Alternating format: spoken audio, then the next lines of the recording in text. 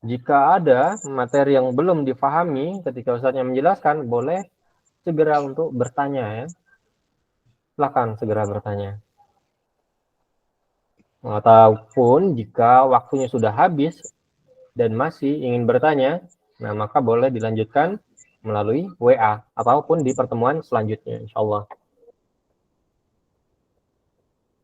Baik, sensus penduduk.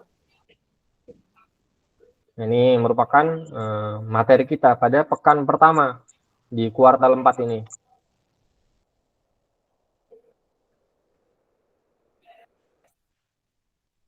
Jangan lupa untuk menyediakan buku tulis ya, Salih ya, dan juga alat tulisnya. Karena kita butuh untuk mencatat, mengikat ilmu dan cara menulisnya. Nah, apalagi mungkin kita butuh hitung-hitungan ya, butuh coret-coretan. Kita mau mempelajari matematika.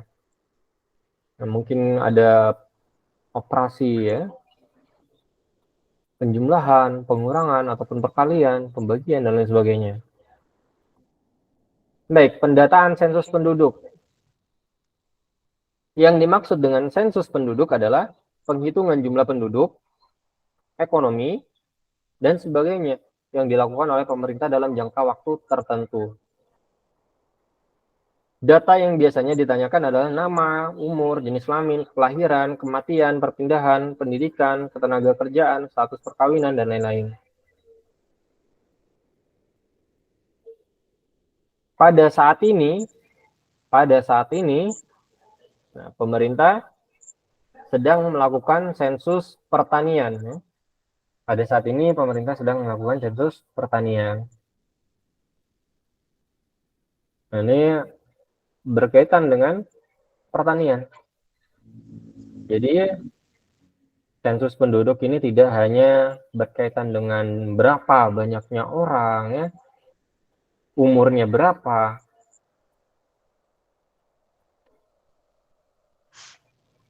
namanya siapa. Nah, bisa berkaitan dengan pertanian juga seperti yang dilakukan pada saat ini. Pemerintah sedang melakukan sensus pertanian. Pertanyaan-pertanyaan biasanya yang ditanyakan pada sensus pertanian bisa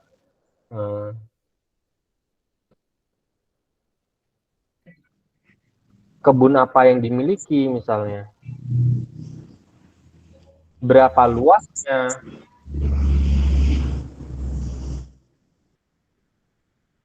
berapa banyak hasil panennya, dan lain sebagainya. Jadi banyak banget yang bisa kita gali dari sensus penduduk tersebut. Baik, ada yang baru hadir ya, Yusuf Munazat dan juga Irsyad Aryan.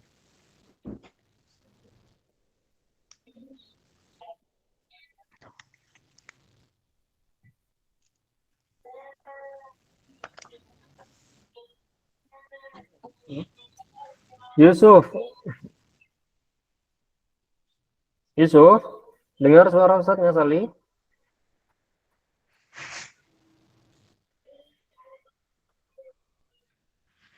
Yusuf, baik. Irsyad, terdengar suara Ustaznya Irsyad?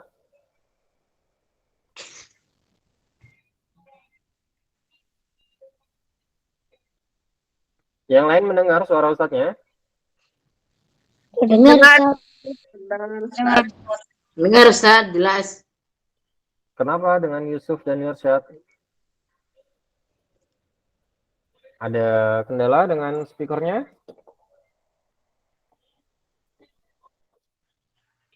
Baik, Sali, kita kembali lagi. Nah, kenapa pemerintah melakukan itu? Ada yang tahu kenapa pemerintah melakukan sensus penduduk? Agar mengetahui jumlah sebuah bagian tertentu. Ada lagi? Biar bisa, misalkan kayak buat pemilihan umum nanti Ustaz nih tahun 2024. Kan harus didata penduduknya ada berapa. Masya Allah. Pemilu tahun berapa? 2024, Ustaz. 24. Emang ada? Ada, Ustaz, pemilihan umum presiden. Ada ya? Sama kalau di tempat Anda sekarang ketua RT. Siapa ketua RT-nya, Sakif?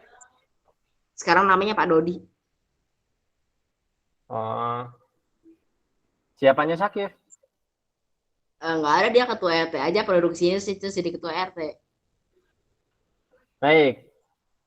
Ada banyak Sekalian jadi marbot musola. kegunaan atau manfaat. Mengapa pemerintah melakukan sensus penduduk? Nah, seperti yang tadi Sakif sebutkan, yaitu untuk mengetahui jumlah penduduk seluruhnya. Nah, bisa digunakan untuk mengetahui jumlah penduduk yang ikut pemilu misalnya. Nah, berdasarkan usianya.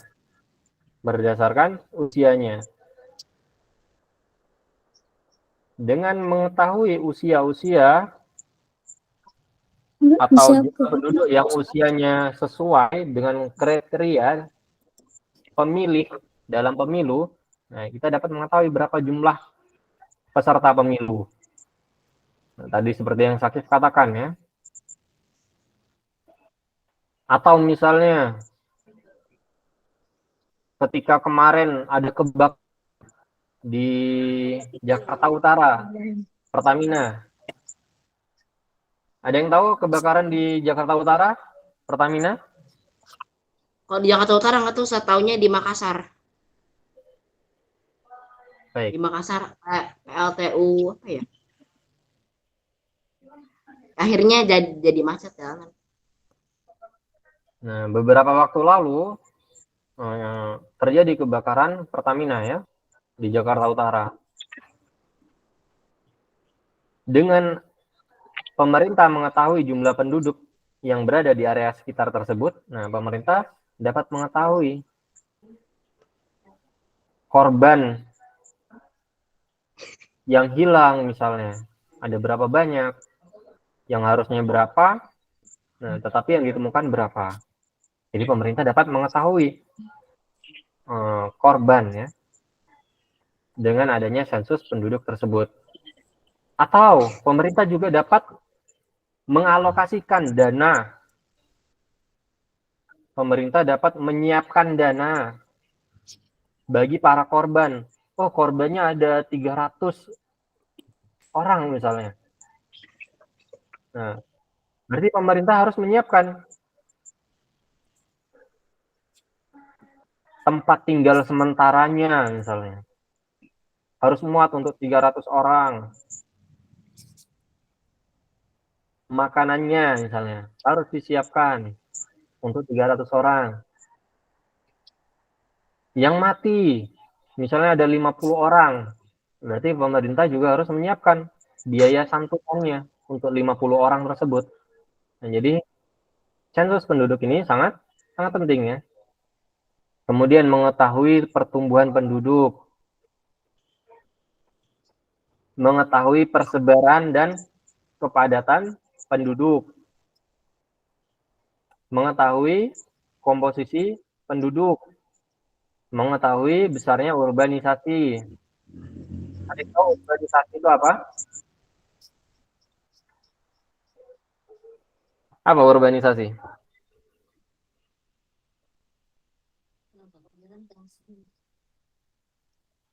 Apa yang dimaksud dengan urbanisasi?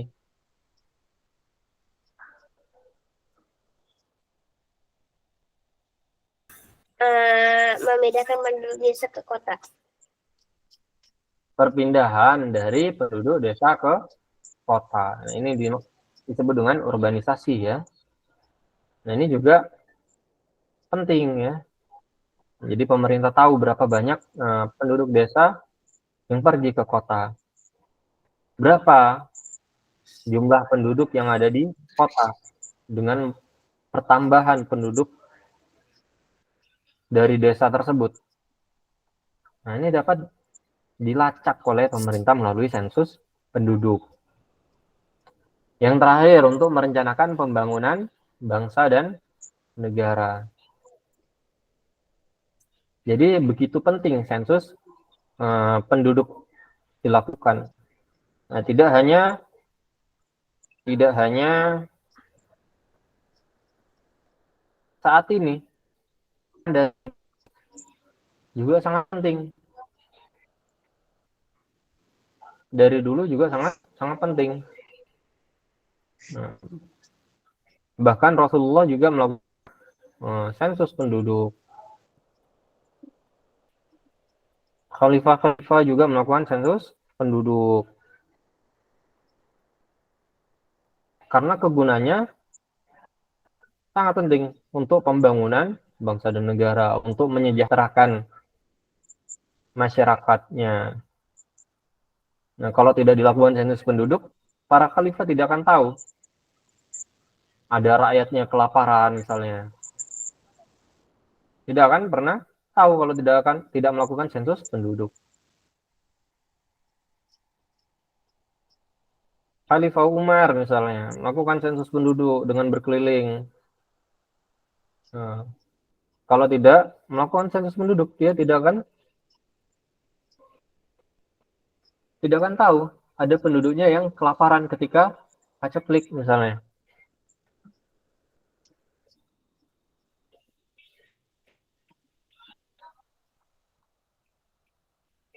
Ada yang tahu kisahnya Qarun?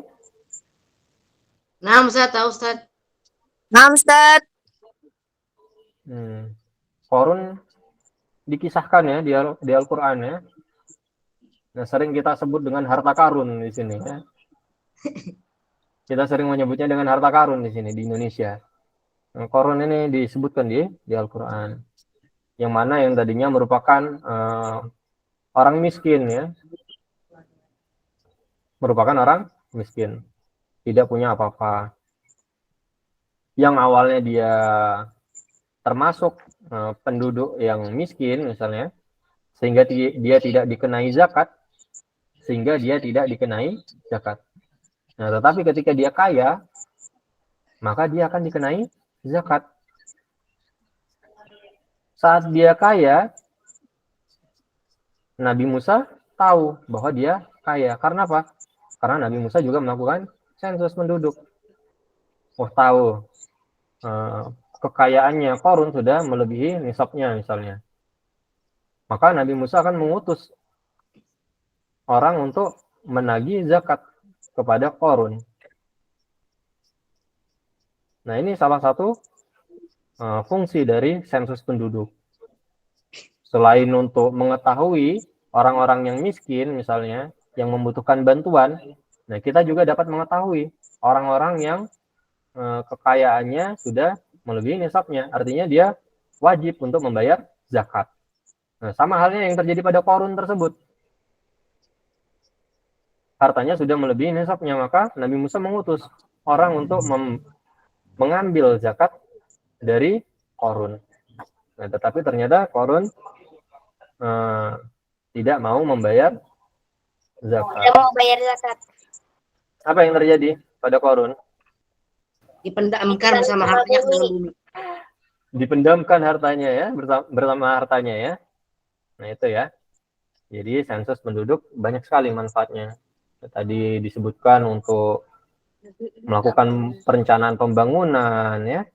Kemudian untuk mengetahui jumlah penduduk yang miskin misalnya, untuk mengetahui penduduk yang kaya misalnya. Nah, itu penting. Kemudian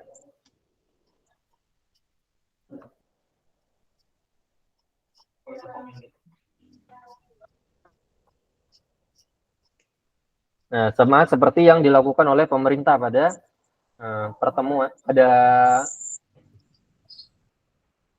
saat ini ya, yaitu sensus pertanian. Sensus pertanian. Dengan adanya sensus pertanian, pemerintah akan mengetahui berapa banyak orang yang menjadi petani cabai misalnya. Berapa orang yang menjadi petani padi misalnya. Berapa orang yang menjadi petani kentang, dan seterusnya. Apa gunanya? Nah, supaya pemerintah mengetahui ya persediaan pangan yang dimiliki oleh negaranya, oleh daerah-daerah tersebut, persediaannya. Kemudian misalnya ketika dia seorang petani cabai misalnya, maka pemerintah dengan memberikan benih-benih cabai ya, bukan benih-benih cinta ya. Baik, kemudian kenapa Yusuf? Kemudian pupuknya misalnya. Nah, pupuknya juga disediakan oleh pemerintah. Kadang juga pemerintah memberikan diskon, misalnya subsidi, bahasanya subsidi ya, atau diskon, potongan harga terhadap benih atau bibit misalnya. Nah, itu juga dilakukan pemerintah berdasarkan apa? Berdasarkan sensus pertanian. Nah, pemerintah mengambil kebijakan karena pemerintah sudah melakukan sensus penduduk. Nah, atau dalam hal ini adalah sensus pertanian ya, dan seterusnya. Atau misalnya ketika ada vaksin misalnya, vaksin untuk anak. Nah, kemarin sudah mulai ya vaksin diperbolehkan untuk anak. Vaksin COVID diperbolehkan untuk anak-anak. Dan dengan adanya sensus penduduk, nah, pemerintah akan tahu, oh anak-anak, jumlah anak yang bisa dikasih vaksin ada berapa orang misalnya. Supaya apa? Nah, supaya efektif ya dana yang dikeluarkan oleh pemerintah. Oh, pemerintah harus menyediakan berapa banyak vaksin misalnya untuk anak, untuk sakit, untuk Ilhan misalnya, untuk Alham, untuk Atala. Nah, itu pemerintah sudah menghitungnya. Kenapa Atala? Itu satu aja Ustaz. Hitungnya gimana? Satu aja Ustaz, kan cuma 6 orang. Baik. Nah, itu ya. Jadi dihitung berapa banyaknya. Nah, jangan sampai orangnya cuma 10, tapi pemerintah menyediakan vaksinnya sebanyak 100 misalnya. Nah, itu buang-buang anggaran ya. Nah, maka penting sekali sensus penduduk ini. Atau misalnya dengan adanya sensus penduduk ini kita dapat mengetahui berapa banyak anak-anak yang miskin misalnya. Sehingga perlu pemerintah kasih buku. Nah, kalau dia miskin artinya dia kesusahan dalam ekonomi, susah untuk membeli buku, susah untuk membeli seragam misalnya. Nah, sehingga pemerintah perlu untuk membantunya, misalnya dengan memberikan bantuan berupa buku-buku, bantuan berupa pakaian, seragam sekolah, sepatu. Nah, seperti itu ya. Gimana, Salih? Tergambar maksudnya dari sensus penduduk?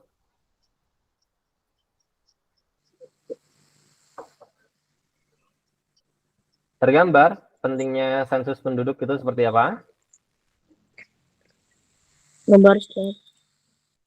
Paham ya kenapa pemerintah melakukan sensus penduduk?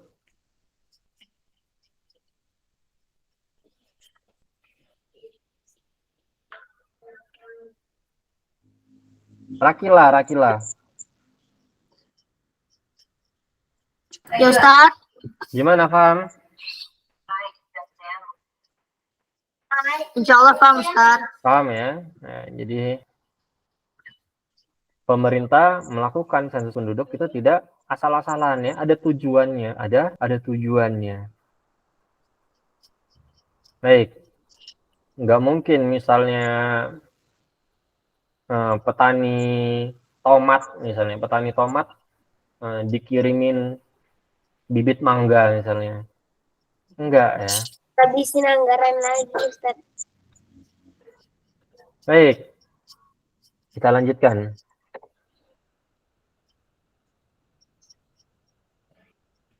Nah, ini ada tugas di rumah. Insya Allah aku bisa. Nah, ini merupakan tugas mengumpulkan data keluarga ini sepertinya ya. Kalau tidak salah. Ini data keluarga. Jadi nama, jenis kelamin, tempat lahir, tanggal lahir, pendidikan, pekerjaan. Kalau tidak ada, kenapa? Itu isinya boleh sekeluarga, Ustaz. Oh, ini beda ya dengan tugas yang praktikum ya, atau responsi. Nah, ini merupakan tugas yang ada di buku.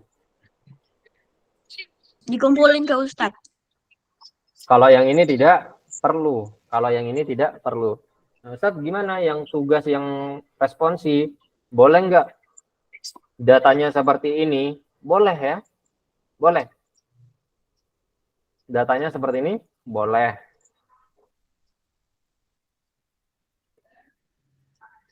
Baik, ada lagi yang ingin bertanya?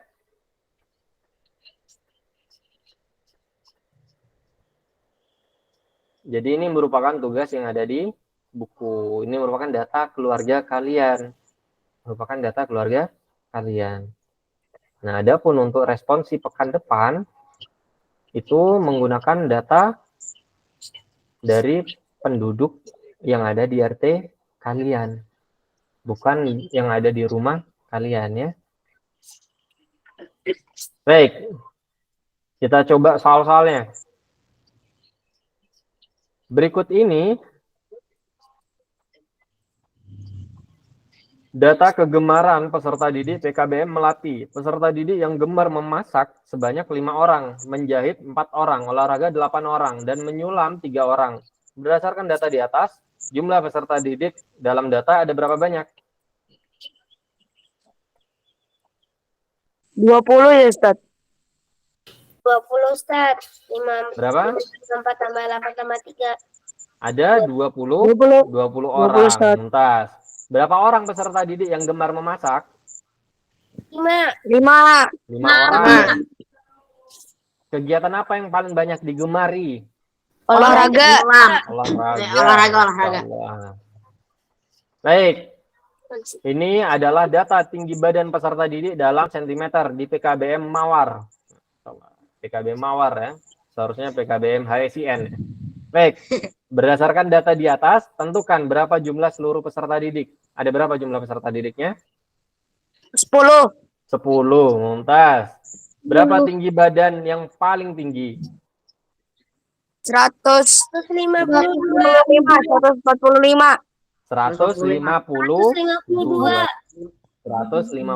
cm paling tinggi. Berapa tinggi badan paling rendah? 118 cm. Berapa banyak orang yang memiliki tinggi 145 cm? 2 orang. Baik. Data berikut menunjukkan cara peserta didik datang ke stasiun kesatuan pendidikan. Afwan. Yang jalan kaki ada 8 orang, yang naik motor 4 orang, yang naik angkutan umum ada 6 orang. Dari data tersebut tentukan berapa jumlah seluruh peserta didik dalam data. Berapa orang peserta didiknya? Berapa? 18. Berapa orang yang naik motor? 4 orang. 4 orang. Yang jalan kaki? 8 orang. 8 orang. Yang naik angkutan umum? 6 orang. 6 orang. Mudah ya soal-soalnya ya. Nah, Ustaz, alhamdulillah. Baik. Berikut data berat badan balita di Posyandu Mekar dalam kilogram. Jadi ini 2,5 kilogram, 3 kilogram. Jumlah seluruh datanya berapa? 20. Ada 20. Lantas, data terbesar 6,5 kilogram. Data terkecil 2,5 2,5 kilogram. Jumlah balita yang memiliki berat 2,7 kg. Berapa orang? 3 orang. 3 orang. 3 Pintar. orang. Nah, Mudah-mudah banget ya soal-soalnya ya. Baik, data berikut menunjukkan usia peserta didik di PKBM Janur. Berdasarkan data di atas, tentukanlah jumlah seluruh peserta didik. Berapa jumlahnya? 30. Berapa? Ustaz. Berapa? 30. 30. 25. 25 30. orang. 25 orang. Orang. Kemudian umur peserta didik tertua. 30. Berapa paling tua? 30. 30 ya. Baik. Ini tua-tua ya. Di PKBM Janur tua-tua ya orangnya ya. Ah, Ustaz tua banget. Ada ada yang umurnya 30 tahun ya. Itu kayaknya Masya Allah. berapa kali gak naik kelas itu, Ustaz. Gak lulus terus. Baik. Umur yang paling muda. 20. Berapa tahun? 20, Ustaz. 20, Ustaz. Yang paling muda 20 tahun ya. Untuk peserta didik yang umurnya 21 tahun berapa jumlahnya? 5 orang. 5 orang. Orang, Ada Ustaz. 5 orang. Baik. Perhatikan tabel berikut. Berapakah jumlah perempuannya? 3. 3. 3 orang. 3 orang. Ada Setiati, ada Wati, ada Nani. Nani. Nah, ini keluarganya siapa ini? Kenal Nani. Baik. Berapa jumlah laki-lakinya? 2. 2 orang. Siapa yang paling tua? Nani. Budiman. Budiman. Kenapa Nani? Karena Baik. Siapakah yang paling muda? Arif. Wati. Wati. salah dulu, Fam. Yang gak cepat gak apa-apa, yang penting benar. Baik. Berapa jumlah seluruh data? 5. 5. Siapa yang SMP yang mendidik? Budiman. Budiman. Budiman. Yang pendidikannya SMA? Yati. Wati. Nani.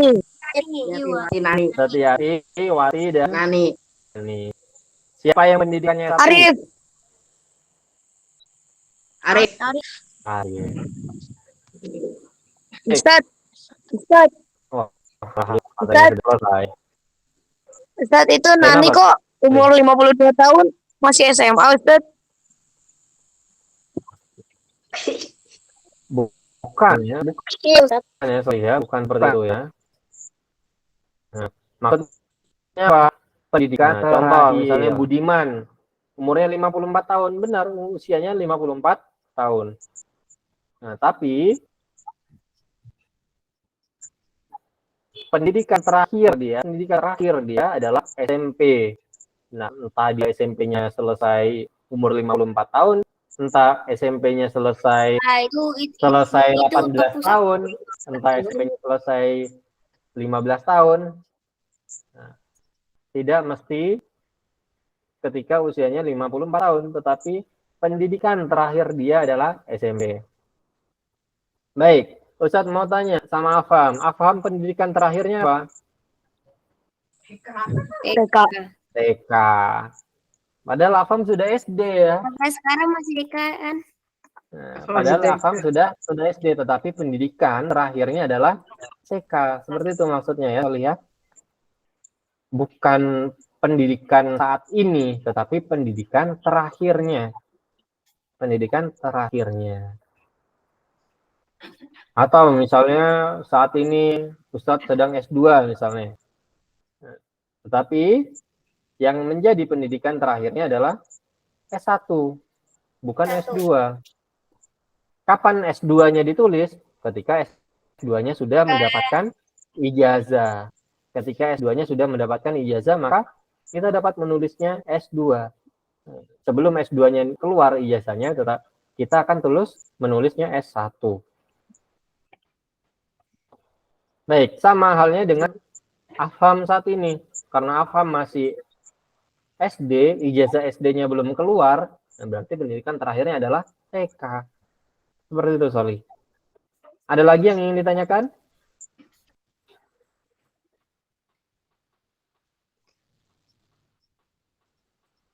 Wah, Rakila sepertinya menyambut bulan Ramadan dengan gembira ya.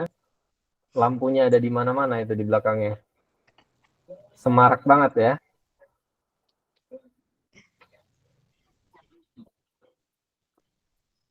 Baik, ada lagi yang ingin bertanya? Tidak, Ustaz. Untuk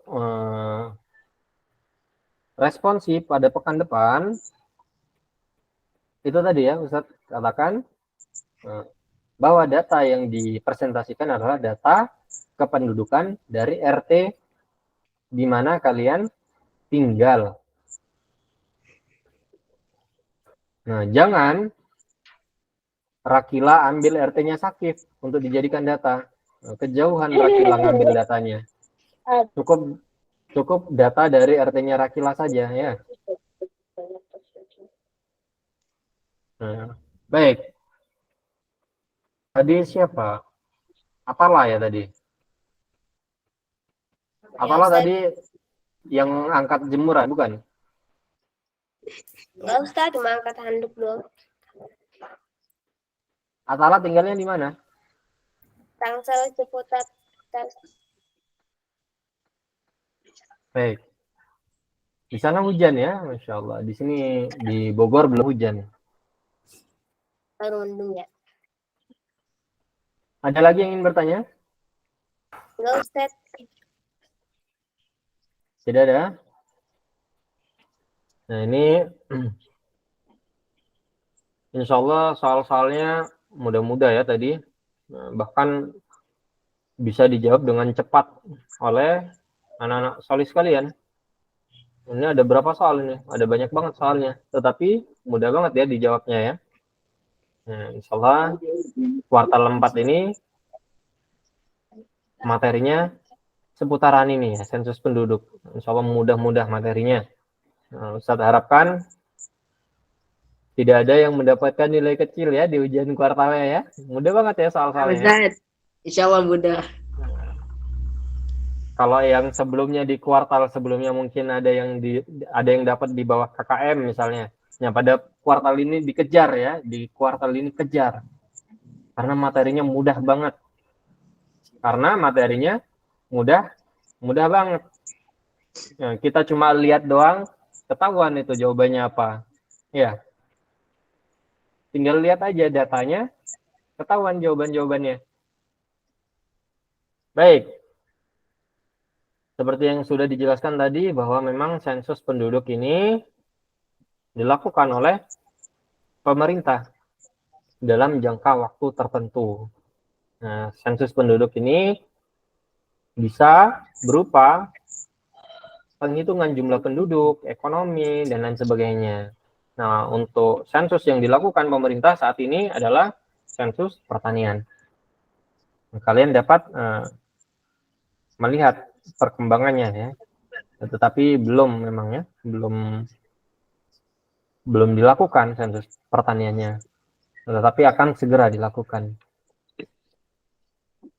Baik, data-data tersebut dapat sangat bermanfaat bagi pemerintah untuk mengetahui jumlah penduduknya, mengetahui pertumbuhan penduduknya, mengetahui persebaran dan kepadatan penduduknya.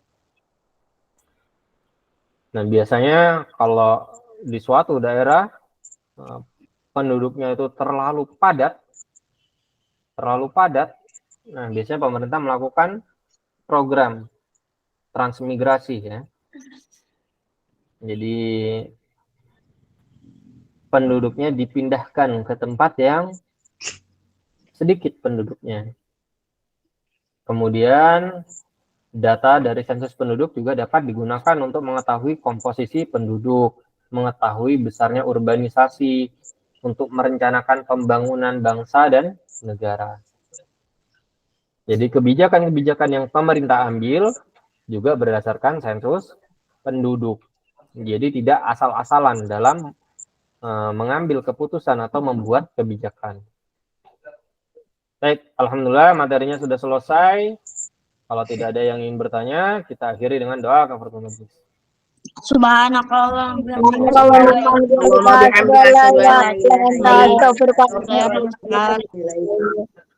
Baik, Ustaz akhir ya. Assalamualaikum warahmatullahi wabarakatuh. Waalaikumsalam warahmatullahi wabarakatuh. Jazakallahu khairan. Barakallahu fiik.